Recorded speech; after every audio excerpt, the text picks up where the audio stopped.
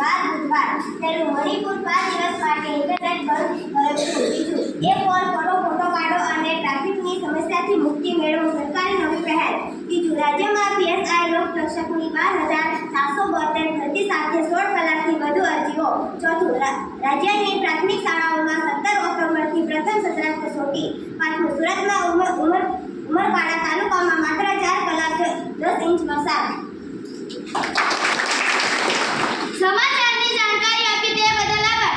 આજની જીકેની પ્રશ્નોત્તરી મિતભાઈ રજૂ કરશે. આજની જીકેની પ્રશ્નોત્તરી હું રજૂ કરીશ. તારીખ 11/9/2024 વાર બુધવાર. પહેલું, લોકસભાની ચૂંટણી દર કેટલા વર્ષે યોજાય છે?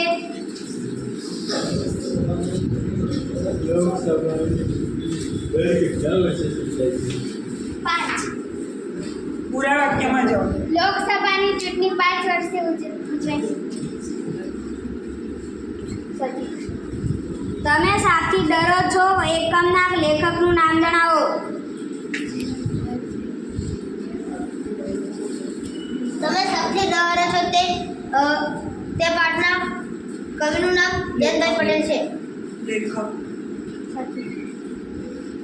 શુદ્ધ અપૂર્ણાંકનો વ્યસ્ત કેવી સંખ્યા મળે છે? ફરીથી પ્રશ્ન. શુદ્ધ અપૂર્ણાંકનો વ્યસ્ત કેવી સંખ્યા મળે છે?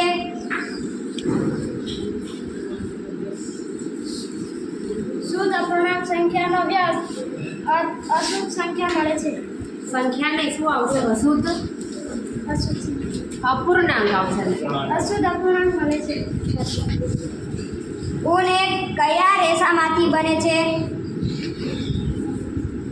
ઊન એ પ્રાણીજ રેસામાંથી બને છે. યુઝફુલનો સ્પેલિંગ અને અર્થ જણાવો.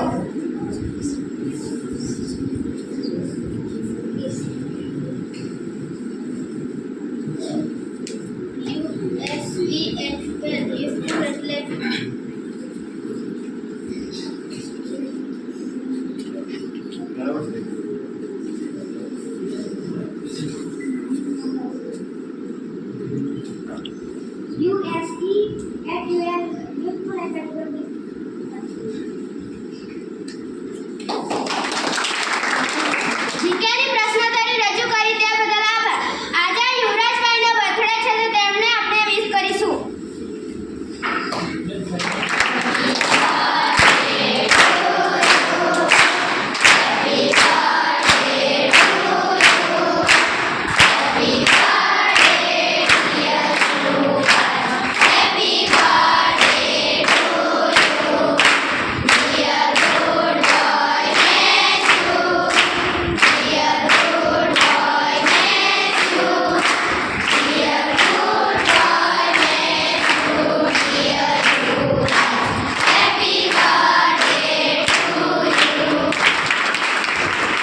Thank you.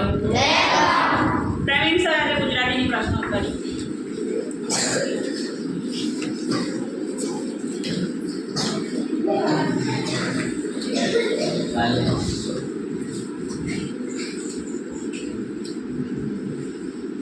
પ્રાણી માત્રને કાવ્યનો સાહિત્ય પ્રકાર જણાવો. પ્રાણી માત્રને કાવ્યનો સાહિત્ય પ્રકાર જણાવો. પ્રાણી માત્રને કાવ્યનો સાહિત્ય પ્રકાર જણાવો.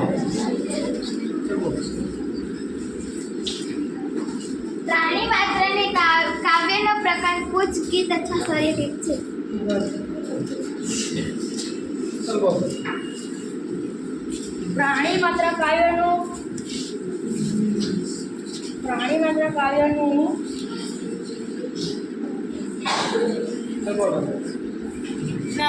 કાવ્યનો સાહિત્ય પ્રકાર પ્રાર્થના ગીત છે. સરસ. પ્રાણી માત્ર કાવ્યમાં કયા કયા મહામનોની વાત કરવામાં આવેલી છે?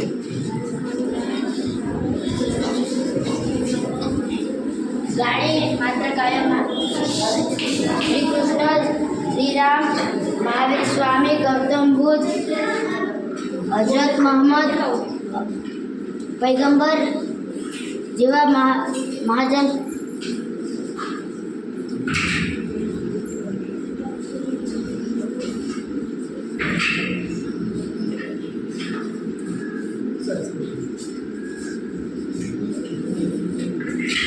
આપણી વચ્ચે આપણી સંસ્થા વિજ્ઞાન શક્તિ રેસિડેન્ટલી ટ્રાઇબલ સ્કૂલના એમડી સર તેમજ મેમ હાજર છે, તેમનું આપણે શાબ્દિક તાલીઓથી આપણે એમનું સ્વાગત કરીશું.